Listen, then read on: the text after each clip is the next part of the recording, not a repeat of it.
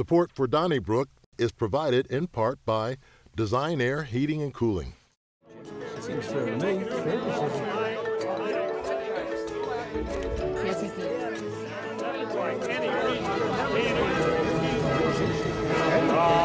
Well, if you don't know what fair is, you can't make it.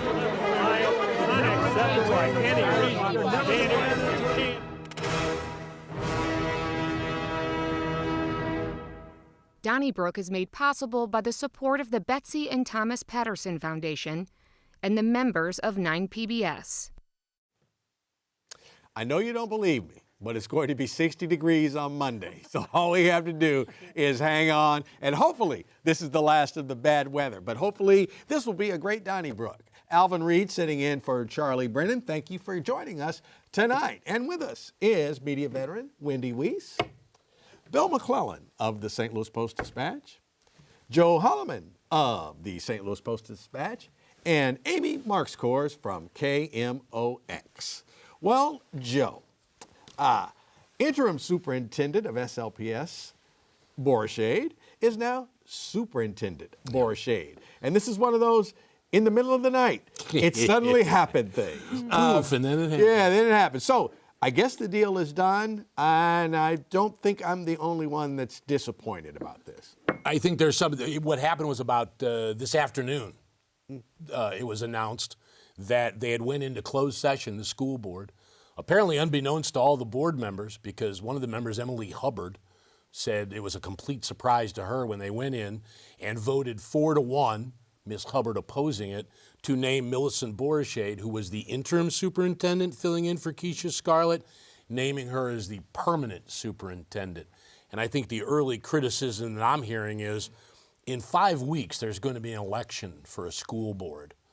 What was the problem with just letting Ms. Borishade continue as interim superintendent for 5 weeks?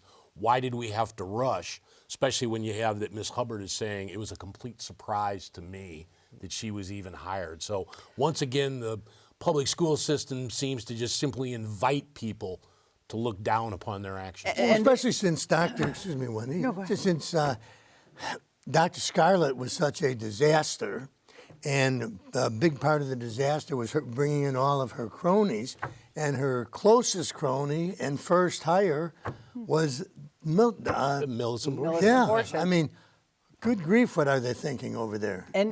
And I think that this is one of those where there's a story here, just like big flashing neon sign, there has to be a story here. But Ms. Hubbard said that there was absolutely no appetite for a nationwide search. And going out and maybe finding a candidate who didn't have a history with the credit cards issued to board members of the SLPS, as Ms. Borishade does, Dr. Borishade does. Is she even licensed now? She was the one who was not licensed to be a superintendent when she was an assistant or a deputy superintendent. This goes from bad to worse, and the only people benefiting are the members of the board, the children. I mean, if it weren't so, I mean, it's a tragedy. Period. Well, that's what makes it extra gross. The county council in St. Louis, it has its drama. The board of aldermen is a circus. But you're stealing from kids every time you go to Topgolf, every time you go to Japan, every time you eat at Pappy's barbecue. That's what makes it so gross to me. Look at these schools that are failing in the city, failing the kids, failing the parents. You have kids waiting for buses that don't come. That's right. And you're at Topgolf. Go tell that to the kids. It's so gross. Well, if you talk to Brad Davis or Tony Cousins, they're doing this for the kids. The kids don't want them eating at Applebee's. I mean, the kids feel better knowing that the board members are at the Chop House. That's right. They don't have a way to school, as Amy said. I love your word. That's perfect. It is gross, all caps. Yeah, and you took it from me. I said, so where did Superintendent Borishade come from? Seattle. Right. Where did the problems come from? Seattle. This one I really don't get, and for one who is just battling tooth and nail for the state not to take over, the city police department, you put yourself in a situation where somebody down there in Jefferson City is going to say, like, we need to start looking at this school district, and then what are we going to say? And it's just indefensible and sad. Another sad occurrence this week. Annie Malone Foundation announced that there would not be a Annie Malone parade, one of the longest running urban parades in the nation. Cited was lack of fundraising. I spoke with Alderwoman Pam Boyd, and she did say there was a Trump impact. Not that anything has directly hit Annie Malone as of yet, but they have to be prepared for loss of federal funding. Bill, what do you think about this? Because you're a historic kind of guy. Well, I am, and this is very sad in the sense that, you know, Annie Malone, very successful woman in the Ville, and where Homer G. Phillips was, and Sumner High, and this is all part of the fabric of St. Louis, and that parade has been around forever, and I always thought it was a fundraiser in itself, although now that I think about it, I don't know how you would raise money having a parade. But, you know, I can understand their argument that they would rather spend the money on the people they have to help. But it just still seems sad that there'll be no Annie Malone parade. It is sad, but it's such a grown-up, responsible, accountable thing to do. I wish that they were running for school board of the St. Louis public school system, because they seem to be saying, because we don't know what the future holds, let's go ahead and make sure that our programs are sound. For the time being, let's help as many people as we can help and not divert our attention or our focus with this parade. Maybe it will be back. Who knows? You know, sponsorship and that kind of thing, they seem to be, you know, calling corporate leaders, corporate sponsors to task. But I'm just incredibly impressed with any organization today that says, you know what, we're going to put the actual services before the party. Yeah. What she said. I mean, that really named it. I wish they were running the school board. Okay. Now, they were in line for some city money. There's also, I don't think this is maybe completely a done deal. There was a grant under the SLDC, the much criticized and reported upon Northside Grant Program. Annie Malone was in for part of that. That's on hold, as are a ton of grants on there. So maybe something shakes out and it can still happen. Mm-hmm. Don't know if, but I think Annie Malone is letting people know that if the city does have money for them, which they did when they had the list of people that were named in the grant originally, Annie Malone was one of many organizations. This may be at least a shot across the bow to say, hey, we sure could use it. So, and Amy, you're rich. Those AM radio dollars are rolling in.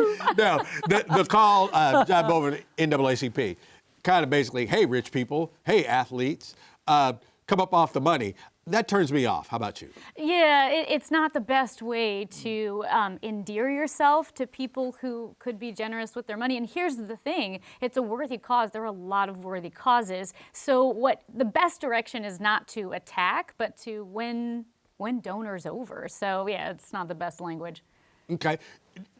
I think $250,000 is the number that they need to have the parade. Now, kind of like you, Bill, I don't know I don't know what cost $250,000. Right, but now they still have sponsors, though. It's my understanding. Last year, Nike, White Castle, I think there were a couple of others. Mm-hmm. I don't think they went away, but I'm not sure on that. But is $250,000? I throw it out to the table. Could St. Louis come up with $250,000 between now and what I'm told has to be late March for the parade to happen? I think it could happen.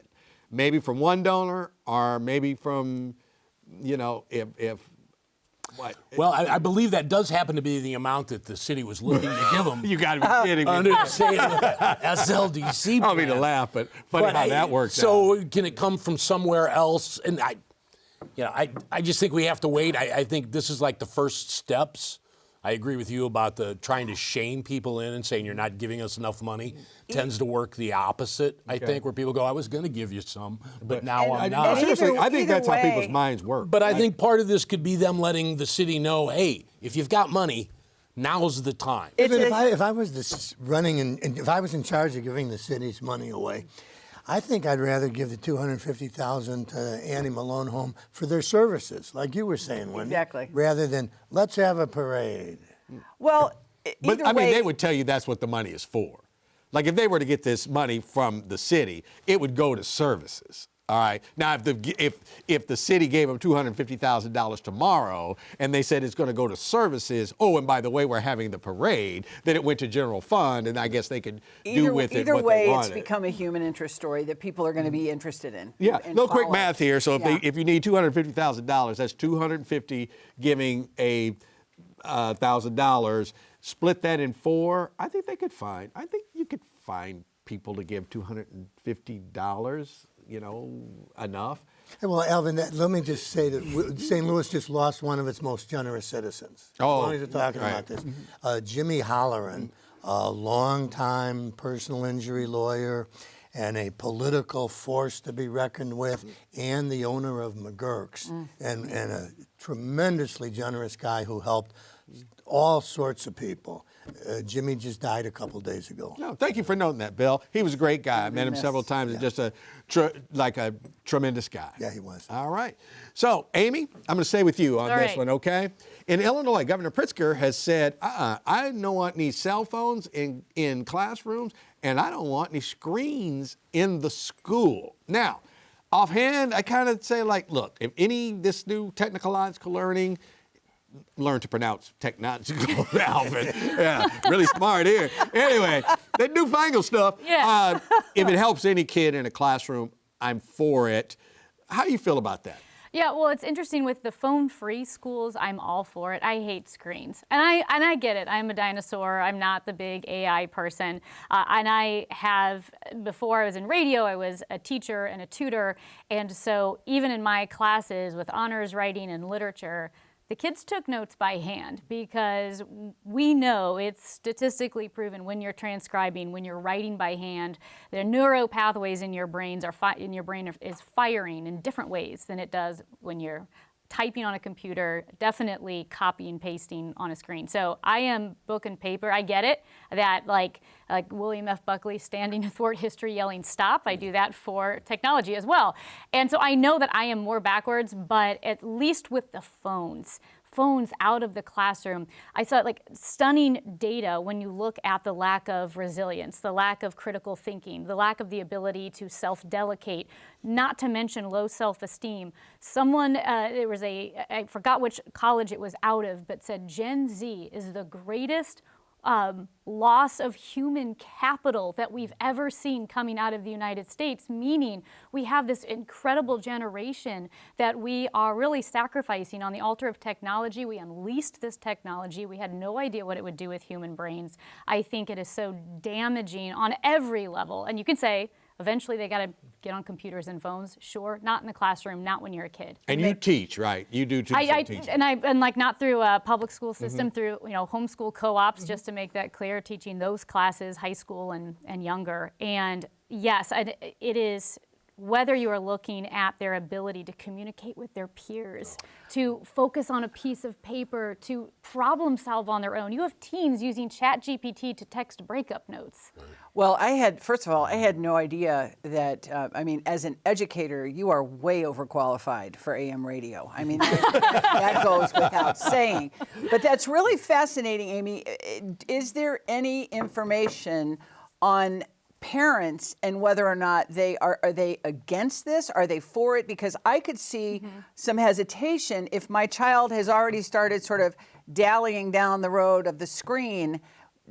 Are they at a disadvantage to switch course now? So it's an incredible resource would be the book, The Anxious Generation by Jonathan Haidt. And what we're seeing is not only do parents want schools to be phone free, but kids want to be phone free. I've interviewed teenagers and I said, if you could push a button and make smartphones go away and just have a flip phone, would you do it? And they said, absolutely. The problem is if one parent has their kids off of phones, they're ostracized, they're not connecting through Snapchat, they're not connecting through Instagram. Kids don't even use phone numbers anymore, it's all socials. So what we have to do is as adults, we have to step in and all of us at once get rid of the phones. I think when we look back at this time, decades now, we'll be ashamed and horrified what we let these kids experience by giving them screens at a young age. Well, I think if my grandchildren were given the choice of no screens or more screens, they'd say more screens. I mean,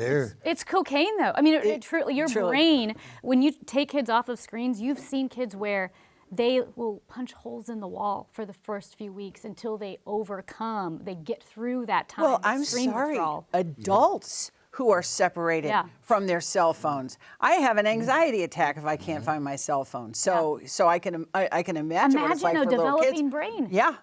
We lived without them, so I think I could But now, live without them again. I mean, I if don't I had know. to. I If mean, I you don't want had to go to. there because obviously it'd be a nuclear war. So Joe, you went to school in a log cabin. What do you think?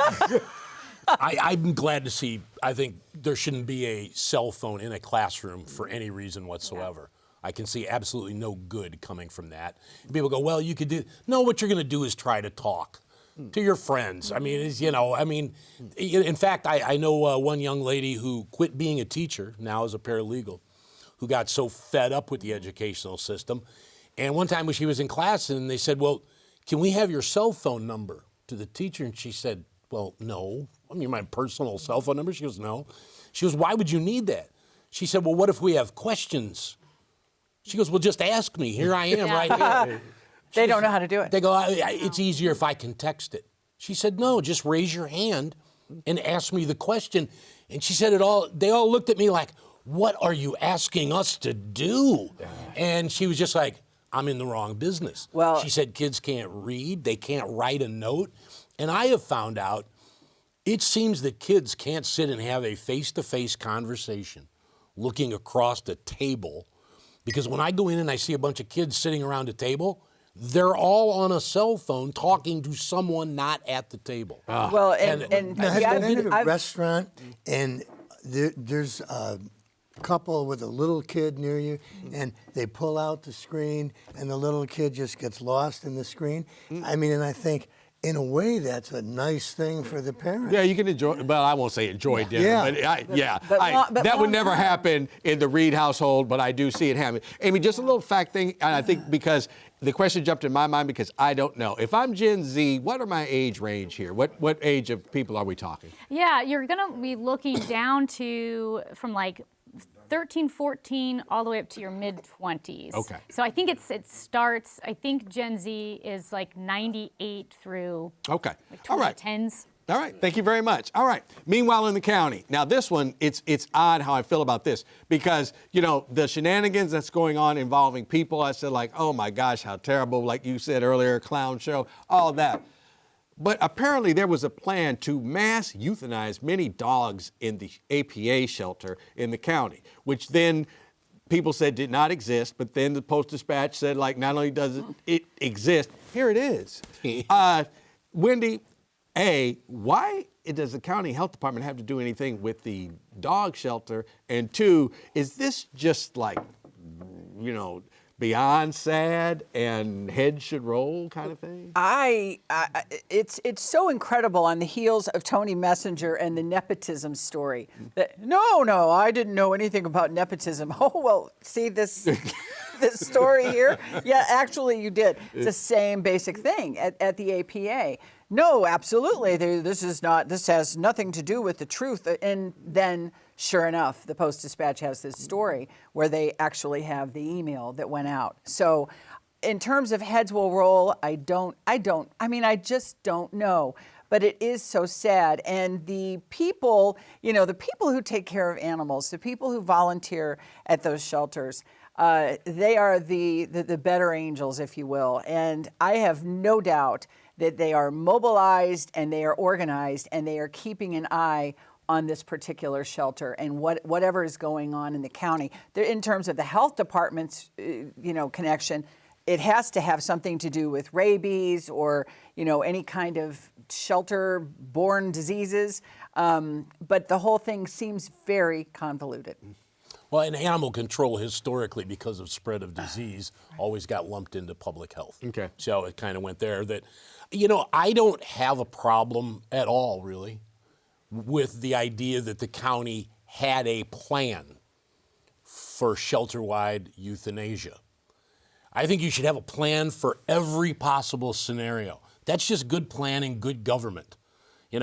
What's the worst case scenario? What's this? What's that? God forbid we would ever have to use it. But let's say we did, how would we do it? The problem is when basically, and let's cut to the point, the county health department lied about having a plan. You know, so regardless, I mean, we all love cute, cuddly animals and we don't want them to be euthanized. Everybody agrees. But the real problem that we should be upset about is that they said there's no plan. In fact, called it a malicious falsehood. A week later, oh, well, there was a plan. So what we said before, the old, it's no longer operative. How about just telling the truth to start with and say, yeah, we got a plan. We've got a plan for everything.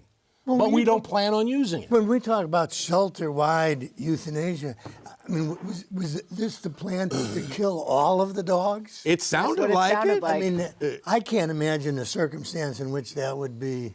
Let's say they all got rabies. I'm saying, right. I'm saying it's worst case scenario. Yes. So the idea that something existed on paper, to me, doesn't offend. What offends me is that people getting paid by taxpayers' dollars decide to lie to the public about it. That's what I'm offended by. Well, I mean, that's what I don't get. Also, I guess they know it's a sensitive subject. So why are you concocting a plan where we would just wipe out everything down here in the shelter?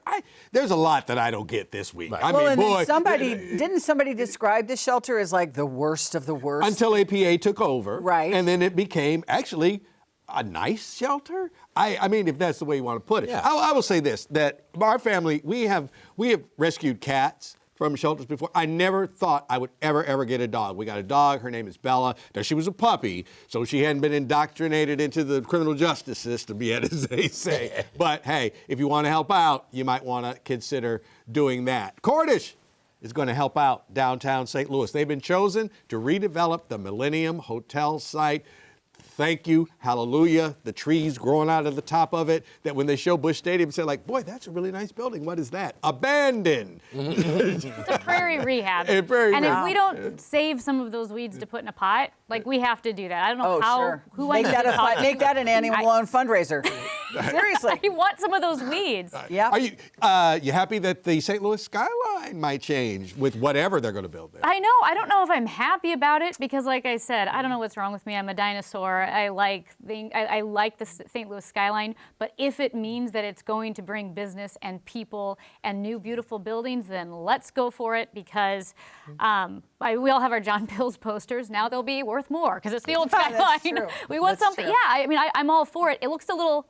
Here's what I said. Feels too fancy for St. Louis. I saw the rendering. I said, what city is this? Is this Chicago? Like, no, this would be St. Louis because maybe we have a complex, but it looked fancy for us, and I hope it gets done. Well, at least it'll reverse the cycle of doom, isn't what they were. That's the Wall Street Journal. You're right. Yeah, that's right. a good point, Bill. I mean, you can't be anything except, maybe in the words of the mayor, excited Yeah, plan. I think Yeah, so too. I like the way they called it the front door because really it is connected to the ballpark in the minds of generations. It is sad that it's going to have to be raised, by the but they made river. it very clear that was the only way they would have any 3 for 3. interest in it. Yeah. But Cordish has a fantastic track record between, the Kansas City Power and Light and what they've done in Baltimore Harbor. So.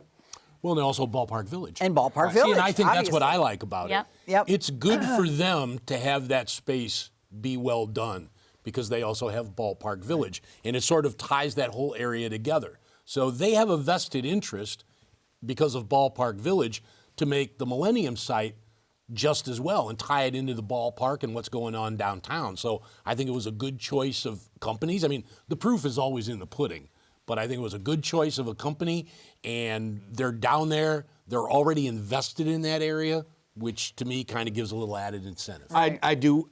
Does anyone worry that the Cardinals might be a little bit too involved in this, that they picked this company because it was the Cardinals company? Now, I don't know what the other two bid makers, because did it say in the story? I'm sorry, Joe, if you could help me on that one. Did it say who the other two bid makers? I just saw it mentioned one. Okay. And they seem to want kind of a huge beer hall out there. What's wrong with that? Well, I'm not saying anything's wrong with that, Alvin.